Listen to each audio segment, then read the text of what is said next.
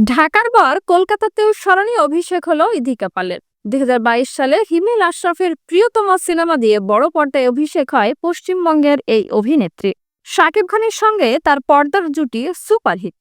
এরপর থেকেই পশ্চিমবঙ্গের প্রযোজকেরাও তাকে নিয়ে আগ্রহী হয়ে ওঠেন। দেবের বিপরীতে খাদান ছবিতে চুক্তিবদ্ধ হন। গত ২০শে ডিসেম্বর মুক্তির পর এই ছবিটিও সুপারহিট। ফলে নিজের দেশেও স্মরণীয় অভিষেক হলো ইধিকা। টানা সাফল্য, ঢাকা ও কলকাতার সিনেমায় দুই বড় তারকার সঙ্গে জুটি হওয়া সহ নানা প্রসঙ্গে পশ্চিমবঙ্গের সংবাদপত্র সংবাদ প্রতিদিনের সঙ্গে কথা বলেছেন ইধিকা।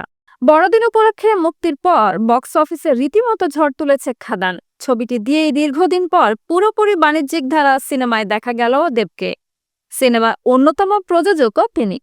সুজিত দত্ত পরিচালিত ছবিটি মুক্তির ১১ দিনে বক্স অফিস থেকে ১০ কোটি রুপি আয় করেছে। শাকিব খানের পর দেবের সঙ্গে জুটি হয়ে এমন সাফল্য উপভোগ করছেন ইধিকা।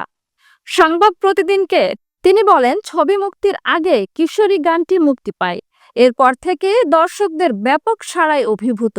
মাত্র ১০ দিনেই গানটির ভিউ ১ কোটি পার হয়, এখন ৫ কোটিরও বেশি। এটা অনেক বড় সাফল্য। এখন সিনেমার সাফল্য উপভোগ করছি। দেবের সঙ্গে জুটি নিয়ে তিনি বলেন, তার সঙ্গে কাজ করা অসাধারণ অভিজ্ঞতা। এর চেয়ে ভালো অভিষেক আর হতে পারত না। ইধিকা জানান, প্রযোজক নির্মাতা চাইলে তিনি দেবের সঙ্গে জুটি হয়ে আরও কাজ করতে চান। কিছুদিন আগেই মুম্বাইয়ে বরবাদ সিনেমার শুটিং করেছেন ইধিকা। প্রিয়তমার পর এই ছবিতে আবার শাকিব খানের সঙ্গে জুটি হয়েছেন তিনি। ইধিকা জানান, মেহেদী হাসান হৃদয় পরিচালিত সিনেমাটির আরও কিছু দৃশ্যের শুটিং বাকি আছে। চলতি বছর পবিত্র ঈদ উল ফিতর উপলক্ষে মুক্তি পাবে সিনেমাটি।